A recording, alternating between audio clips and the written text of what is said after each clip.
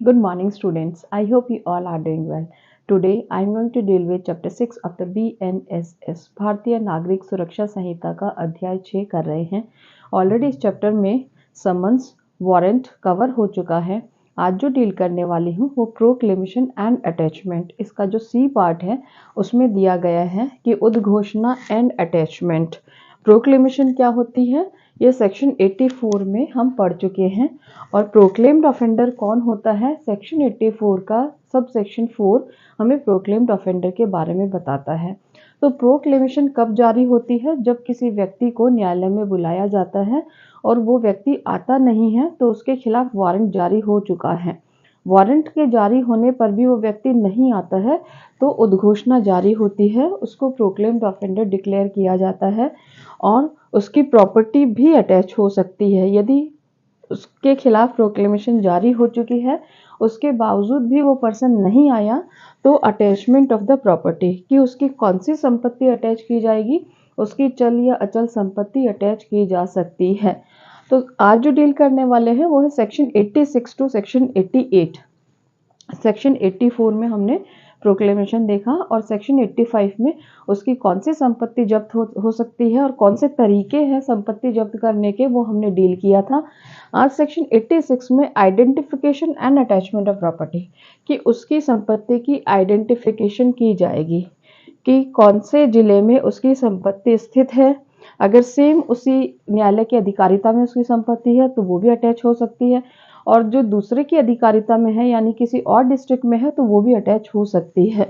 तो उस प्रॉपर्टी को आइडेंटिफाई किया जाएगा इस सेक्शन में, सेक्शन 86 में, कि प्रोक्लेम्ड ऑफेंडर की संपत्ति को आइडेंटिफाई किया जाएगा। और इस आइडेंटिफिकेशन के लिए कौन इसके लिए रिक्वेस्ट कर सकता है, रिटन रिक्वेस्ट कर सकता है कौन, एसपी, सुप्रिंटेंडेंट ऑफ पुलिस या फिर कमिश्नर ऑफ पुलिस। तो ये क्या कर सकते हैं, रिटर्न में अप्लाई कर सकते हैं किसको, न्यायालय को, टू द कोर्ट, न्यायालय को अप्लाई कर सकते हैं कि असिस्टेंस फॉर असिस्टेंस, कि असिस्टेंस किस के लिए ये सहायता मांग रहे हैं कि जो उसकी प्रॉपर्टी स्थित है अदर जिले में, property in the contracting state, किसी दूसरे राज्य में जो उसकी संपत्ति स्थित है, तो उसके लिए असिस्टेंस चाहिए। किसकी असिस्टेंस चाहिए, या तो न्यायालय की या फिर अथॉरिटी चाहिए, किसी भी ऑथराइज्ड पर्सन को जो असिस्ट कर सके उसकी संपत्ति को आइडेंटिफाई करने में, क्योंकि ये किसकी बात कर रहा है, कॉन्ट्रैक्टिंग स्टेट की बात कर रहा है, दूसरे जिले की बात कर रहा है। यहाँ पर कॉन्ट्रैक्टिंग स्टेट का मतलब क्या है, एक राज्य जो है वो क्या करके रखता है, दूसरे राज्य के साथ कॉन्ट्रैक्ट करके रखता है, या फिर उनकी जो व्यवस्था बनी रहती है कि जब भी किसी संपत्ति को अटैच किया जाता है तो वहाँ का न्यायालय उसमें असिस्ट करता है, वहाँ के जो अथॉरिटीज़ हैं, वहाँ के जो ऑफिसर्स हैं वो असिस्ट करते हैं उस पर्सन की संपत्ति को अटैच करने में, इसलिए यहाँ पर कॉन्ट्रैक्टिंग स्टेट वर्ड यूज़ किया है। और ये कौन सा चैप्टर में दिया गया है, ये कॉन्ट्रैक्टिंग स्टेट का अटैचमेंट ऑफ द प्रॉपर्टी, ये चैप्टर 8 में दिया गया है। चैप्टर 8 ऑफ द BNSS में दिया गया है कि कॉन्ट्रैक्टिंग स्टेट रेसिप्रोकल अरेंजमेंट्स करके रखते हैं एक न्यायालय दूसरे न्यायालय के साथ में। तो यहाँ पर सेक्शन 86 में प्रॉपर्टी को आइडेंटिफाई किया जा रहा है यदि संपत्ति, जिस पर्सन की संपत्ति की कुर्की की जानी है वो किसी और जिले में स्थित है। नेक्स्ट है सेक्शन 86, ये कहता है क्लेम्स एंड ऑब्जेक्शंस, कि क्लेम्स और ऑब्जेक्शन कौन क्लेम कर सकता है या फिर ऑब्जेक्शन लगा सकता है, किस चीज़ के लिए ऑब्जेक्शन लगानी है या फिर क्लेम करना है, कि ये संपत्ति जो अटैच हुई है इसमें किसी इनोसेंट पर्सन की संपत्ति भी अटैच हो जाती है या फिर किसी ऐसे पर्सन की संपत्ति अटैच हो जाती है, एनी पर्सन जिसका उस संपत्ति में हित है। प्रोक्लेम्ड ऑफेंडर की प्रॉपर्टी अटैच होनी है बट किसी और पर्सन का भी उसमें हित है, वो पर्सन के पास क्या रेमेडी है, तो वो पर्सन क्या कर सकता है, other than the proclaimed offender, word क्या यूज किया है कि क्लेम्स एंड ऑब्जेक्शंस लगाई जा सकती है by any person other than the proclaimed offender, proclaimed offender के अलावा। और कितने टाइम पीरियड में उसको एप्लीकेशन लगानी है, 6 मंथ्स, विद इन 6 मंथ्स में उसको अप्लाई करना है उस किस न्यायालय में, उसी न्यायालय में जिसने प्रॉपर्टी को अटैच करने के लिए ऑर्डर दिया है। किस ग्राउंड पर, ग्राउंड ऑफ इंटरेस्ट, कि उस संपत्ति में उसका इंटरेस्ट है, इस ग्राउंड पर वो क्या कर सकता है, उसमें अप्लाई कर सकता है उस न्यायालय को जिसने भी क्या जारी किया था, अटैचमेंट का ऑर्डर निकाला था। और यहाँ पर इंक्वायरी की बात की गई है कि आफ्टर इंक्वायरी न्यायालय क्या करेगा कि एप्लीकेशन को एक्सेप्ट भी कर सकता है और डिनाई भी कर सकता है। तो यहाँ पर सेक्शन 87 में उस पर्सन को रेमेडी दी गई है जो उस संपत्ति में हित रखता है जो अटैच हो चुकी है। तो उसको रेमेडी दी गई है कि वो 6 महीने के अंदर अंदर क्या करेगा, अप्लाई कर सकता है न्यायालय में। किस न्यायालय में अप्लाई कर सकता है? उसी न्यायालय में जिसने क्या किया है, जिसने अटैचमेंट का ऑर्डर निकाला है। नेक्स्ट है इफ पर्सन डेड, अगर वो पर्सन 6 महीने के अंदर अंदर वो पर्सन जो है वो डेड है, जिस समय उसको एप्लीकेशन लगानी है, ये जो पर्सन है जिसकी संपत्ति अटैच हो गई है उसको एप्लीकेशन लगानी है, कौन उसकी जगह अप्लाई करेगा? तो उसके जगह लीगल रिप्रेजेंटेटिव, उसका कोई भी LR लीगल रिप्रेजेंटेटिव उसको क्या करेगा, उसको एप्लीकेशन लगा सकता है न्यायालय में विद इन 6 मंथ्स। अगर ऐसा होता है तो 6 महीने के अंदर अंदर LR के द्वारा अप्लाई किया जा सकता है उस संपत्ति के लिए। नेक्स्ट है सबसेक्शन 2 इन विच कोर्ट, कि कौन से न्यायालय में ये अप्लाई करेगा? तो ऑर्डर ऑफ अटैचमेंट जिसने दिया है उस न्यायालय में, जिसने भी ऑर्डर ऑफ अटैचमेंट दिया है उस न्यायालय में, या फिर कॉन्ट्रैक्टिंग स्टेट अगर है उसमें संपत्ति अटैच होनी है। इट मीन्स यहाँ पर जो संपत्ति अटैच हो रही है किसी और जिले में, तो उसके केस में चीफ जुडिशियल मजिस्ट्रेट के न्यायालय में अप्लाई करना पड़ेगा। इस केस में अदर ज्यूरिसडिक्शन है तो सीजीएम के न्यायालय में अप्लाई करना पड़ेगा। और अगर सेम ज्यूरिसडिक्शन है जिस न्यायालय ने उसको जारी किया अटैचमेंट को, तो उसी में क्या किया जा सकता है, अप्लाई किया जा सकता है। नेक्स्ट है सबसेक्शन 3, ये कहता है इंक्वायरी। इंक्वायरी कौन करेगा? जो न्यायालय अटैचमेंट का ऑर्डर दे रहा है वो इस केस में इंक्वायरी करेगा। इस पर्सन ने अप्लाई किया है तो उस केस में इंक्वायरी करेगा कि इस पर्सन का उस संपत्ति में हित है या नहीं है। नेक्स्ट है अगर वो किसी और जिले में है तो सीजीएम के थ्रू इंक्वायरी की जाएगी, या सीजीएम जो है वो किसी भी मजिस्ट्रेट से इंक्वायरी करवा सकता है जो उसके सबऑर्डिनेट है। जो मजिस्ट्रेट यानी कि उसके सबऑर्डिनेट कौन से मजिस्ट्रेट्स हैं? Judicial magistrate first class, judicial magistrate second class, इसके सबऑर्डिनेट मजिस्ट्रेट है सीजीएम के, तो सीजीएम उनसे भी इंक्वायरी करवा सकता है। यहाँ पर इंक्वायरी का पॉइंट दिया सबसेक्शन 3 में। नेक्स्ट है सबसेक्शन 4। सबसेक्शन 4 कहता है यदि उसकी एप्लीकेशन को एक्सेप्ट नहीं किया तो उस पर्सन के पास क्या रेमेडी है? ये जो पर्सन ने अप्लाई किया 6 महीने के अंदर अंदर उसकी एप्लीकेशन एक्सेप्ट नहीं हुई, तो उसके पास क्या रेमेडी है कि विद इन 1 ईयर, 1 साल के अंदर अंदर वो क्या कर सकता है, सूट फाइल कर सकता है, वाद दायर कर सकता है। सिविल न्यायालय में वाद दायर होता है संपत्ति को लेकर, किसी भी संपत्ति को लेकर सिविल केस करना है तो सिविल न्यायालय में वाद दायर होता है। तो उस पर्सन के पास ये रेमेडी है, 1 साल के अंदर अंदर वो क्या कर सकता है, वाद दायर कर सकता है और अपने उस क्लेम को, अपने उस राइट को, राइट ऑफ द प्रॉपर्टी को क्या कर सकता है, वो वहां से क्लेम कर सकता है। तो यदि इस सिविल न्यायालय ने डिसीजन दिया कि ये संपत्ति में उसका टाइटल है, वही पर्सन इसका ऑनर है, तो उसके अकॉर्डिंग यहाँ पर क्रिमिनल जो कोर्ट है वो उसकी क्या करेगा, उसका ऑर्डर निकालेगा।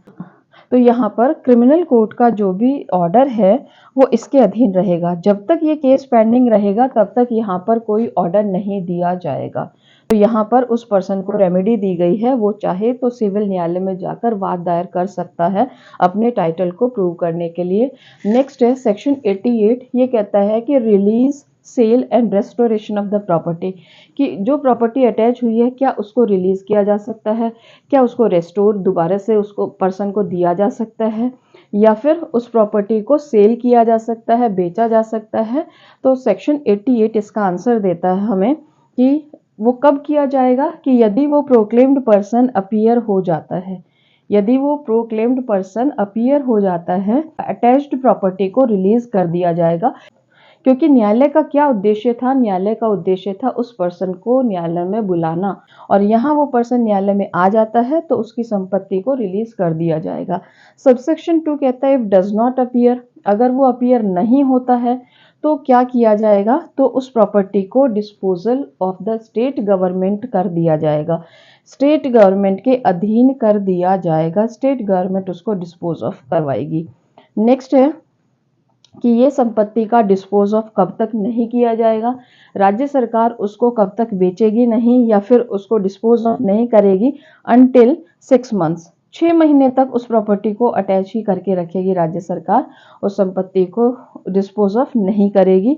या फिर जो भी क्लेम्स और ऑब्जेक्शन लगाए गए हैं इस धारा 87 में, इस सेक्शन 87 में क्लेम्स एंड ऑब्जेक्शंस लगाए हैं, तो जब तक उनका निपटारा नहीं हो जाता है, उस क्लेम का निपटारा नहीं, तब तक राज्य सरकार कोई भी कदम नहीं उठाएगी उस संपत्ति को लेकर।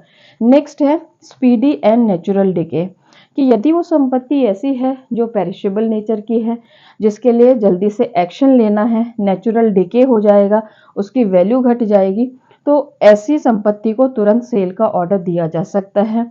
या फिर उस ऑनर के बेनिफिट में है कि आज उसकी मार्केट वैल्यू बहुत ज़्यादा है, तो उसको बेचने में फ़ायदा है कि इसको ऑनर को, कि बेनिफिट ऑफ द ऑनर है, तो क्या होगा, तो भी उसको तुरंत सेल किया जा सकता है। नेक्स्ट है सबसेक्शन 3, ये कहता है if appears with in 2 years, अगर वो पर्सन प्रोक्लेम्ड पर्सन 2 साल के अंदर अंदर आ जाता है, तो उसको जो, अगर वो प्रॉपर्टी पहले से बेची जा चुकी है, तो उसके नेट प्रोसीड्स जो भी होते हैं वो उस अटैचमेंट करने में जितना भी खर्चा हुआ है उसको घटाते हुए उसको दे दी जाएगी, उसके जो भी अमाउंट बनता है वो उसको दे दिया जाएगा। यहाँ पर केवल उस अमाउंट को डिडक्ट किया जाएगा जो उस अटैचमेंट में खर्च हुआ है, बाकी का उसको दे दिया जाएगा अगर वो 2 साल के अंदर अंदर आता है तो। नेक्स्ट है सबसेक्शन 4, सबसेक्शन 4 कहता है अपील, कि अपील की जा सकती है। कौन से न्यायालय में अपील होगी, अगर वो संपत्ति को अटैच किया है सेशन न्यायालय में तो हाई कोर्ट में अपील होगी, अगर जुडिशियल मजिस्ट्रेट फर्स्ट क्लास ने किया है तो उसकी अपील कहाँ होगी, सेशन न्यायालय में, इट मीन्स हायर कोर्ट में होगी। ऑर्डिनरी जहाँ पर अपील होती है जिस न्यायालय में, तो उसमें उसकी अपील हो सकती है, उस पर्सन के पास क्या रेमेडी है, वो अपील में भी जा सकता है। तो स्टूडेंट्स, जुडिशरी में कौन से क्वेश्चंस पूछे जाते हैं उनको हम देख लेते हैं। सेक्शन 86 से क्वेश्चन बनकर आ सकता है कि प्रोक्लेम्ड ऑफेंडर की प्रॉपर्टी की आइडेंटिफिकेशन के लिए कौन सा सेक्शन है। Section 86 direct section based question पूछ सकते हैं। कौन अप्लाई कर सकता है इस प्रॉपर्टी को आइडेंटिफाई करवाने के लिए, किसी और जिले में एसपी और कमिश्नर इसको अप्लाई कर सकते हैं। नेक्स्ट सेक्शन 87 से क्वेश्चन पूछा जा सकता है क्लेम्स और ऑब्जेक्शंस को लेकर। मेनली ये 6 मंथ्स पूछा जाता है जुडिशरी में, कि कितने टाइम पीरियड के अंदर अंदर ये पर्सन क्या कर सकता है, क्लेम कर सकता है अगर उसका उस संपत्ति में हित है, इंटरेस्ट है। और ये जो 6 मंथ्स है ये कब से काउंट करेंगे, ये from the date of attachment, attachment की डेट से उसको काउंट करेंगे। जब से अटैचमेंट का ऑर्डर निकला उसके 6 महीने के अंदर अंदर उसको अप्लाई करना है। और अगर वो डेड है तो एलआर जो है लीगल रिप्रेजेंटेटिव अप्लाई कर सकते हैं। यहाँ सेक्शन 87 में मेनली आपको ध्यान रखना है क्लेम्स एंड ऑब्जेक्शंस कौन अप्लाई कर रहा है, any person other than proclaimed offender, ऐसा पर्सन अप्लाई कर रहा है प्रोक्लेम्ड ऑफेंडर के अलावा, तो कोई और पर्सन जिसका उस संपत्ति में हित है। नेक्स्ट सबसेक्शन 2 से भी क्वेश्चन पूछा जा सकता है कि कौन से न्यायालय में अप्लाई होगा। ये जो सबसेक्शन 1 है उसकी एप्लीकेशन उसी न्यायालय में भी लग सकती है जिसने ऑर्डर ऑफ अटैचमेंट दिया है, या फिर कॉन्ट्रैक्टिंग स्टेट है तो सीजेएम के न्यायालय में अप्लाई कर सकते हो। इंक्वायरी कौन करेगा इस एप्लीकेशन के बाद, उसकी इंक्वायरी सेम न्यायालय कर सकता है जिसने इशू किया है ऑर्डर ऑफ अटैचमेंट, या फिर सीजेएम द्वारा किया जा सकता है अगर किसी और जिले में वो संपत्ति अटैच हुई है। सीजेएम किसी और मजिस्ट्रेट को जो उसके सबऑर्डिनेट हैं उनको भी क्या कर सकता है, ऑर्डर दे सकता है। ये क्वेश्चन भी आपसे पूछा जा सकता है। 88 से क्वेश्चन बन के आएगा कि उसकी रिलीज, सेल और रेस्टोरेशन, इसकी हेडिंग से क्वेश्चन बन के आता है कि कौन सा सेक्शन है, कि अटैचमेंट के बाद जब प्रॉपर्टी को दोबारा से लौटाई जाती है उस पर्सन को, तो वो कौन सा सेक्शन है, वो 88 है। और कब लौटाई जाती है, यदि विद इन पीरियड वो पर्सन आ जाता है तो उसकी संपत्ति लौटा देंगे, और अगर वो नहीं आता है तो वो सरकार उस संपत्ति को डिस्पोज ऑफ कर देगी। कितने टाइम के अंदर अंदर डिस्पोज ऑफ नहीं करेगी, यहाँ से ये क्वेश्चन पूछा जाता है। 6 महीने तक सरकार उसको डिस्पोज ऑफ नहीं करेगी। और स्पीडी और नेचुरल डिके का क्वेश्चन पूछा जा सकता है, तो तुरंत सेल कर सकती है, जो भी उसकी अमाउंट होगा वो उस पर्सन को लौटा दिया जाएगा। और नेक्स्ट है कि ये 2 इयर्स का मोस्ट इम्पॉर्टेंट क्वेश्चन, जो अभी राजस्थान एपीओ का एग्जाम हुआ था उसमें भी ये क्वेश्चन था कि 2 साल के अंदर अंदर अगर प्रोक्लेम्ड ऑफेंडर आ जाता है तो उसकी संपत्ति जो है वापस लौटाई जाएगी, अगर उसको सेल नहीं किया है तो। और अगर सेल हो चुकी है तो उसकी जो भी प्रोसीड्स हैं, उसको जो भी अमाउंट बनता है अटैचमेंट का खर्चा निकाल कर वो उसको लौटा दिया जाएगा। अपील की सेक्शन पूछते हैं सेक्शन बेस्ड क्वेश्चन आता है तो सेक्शन 88 में अपील का भी प्रावधान है और यहाँ पर सबसेक्शन 4 से भी क्वेश्चन पूछा जाता है। सिविल रेमेडी भी है उस पर्सन के पास जो यहाँ क्रिमिनल कोर्ट में अप्लाई कर रहा है, उसके पास सिविल रेमेडी भी है कि वो कितने टाइम पीरियड के अंदर अंदर सिविल न्यायालय में वाद दायर कर सकता है उस संपत्ति को लेकर, 1 साल के अंदर अंदर। मोस्ट इंपॉर्टेंट क्वेश्चन ये भी पूछा जाता है। तो यहाँ से मेनली लिमिटेशन के क्वेश्चंस पूछे गए हैं। टाइम पीरियड कितना है वो पूछा गया है इन धाराओं से कि 6 महीने की बात कि वो क्लेम्स और ऑब्जेक्शंस कितने टाइम पीरियड में लगते हैं। यहाँ भी 6 मंथ्स के अंदर अंदर सरकार क्या नहीं करेगी, उस संपत्ति को सेल नहीं करेगी, उसको रोके रखेगी। और यहाँ पर 2 साल का टाइम पीरियड दिया है। ये 2 साल का टाइम पीरियड प्रोक्लेम्ड ऑफेंडर के लिए दिया है कि अगर वो आ जाता है। और यहाँ पर 1 साल का टाइम पीरियड किसके लिए है, वाद दायर करने के लिए। सिविल न्यायालय में जाने के लिए 1 साल का टाइम पीरियड दिया गया है। तो लिमिटेशन टाइम पीरियड से इस पोर्शन से क्वेश्चन पूछे जाते हैं। आई होप स्टूडेंट्स ये सेक्शंस आपको समझ में आए होंगे। आज जो ये अटैचमेंट का टॉपिक है ये हमने फिनिश कर लिया है सेक्शन 88 में। ये जो चैप्टर था इसको 4 पार्ट्स में डिवाइड किया गया है। फर्स्ट पार्ट में हमने समन्स किया, सेकेंड पार्ट में हमने वारंट किया, थर्ड पार्ट में हमने प्रोक्लेमेशन एंड अटैचमेंट आज इसको फिनिश कर लिया है। और जो लास्ट पार्ट इसका बचा है वो रिमेनिंग रूल्स हैं और उस फोर्थ पार्ट को करने के बाद हमारा ये चैप्टर फिनिश हो जाएगा। I hope students you understood these sections very well. Now I am going to end the session. Thank you students, bye.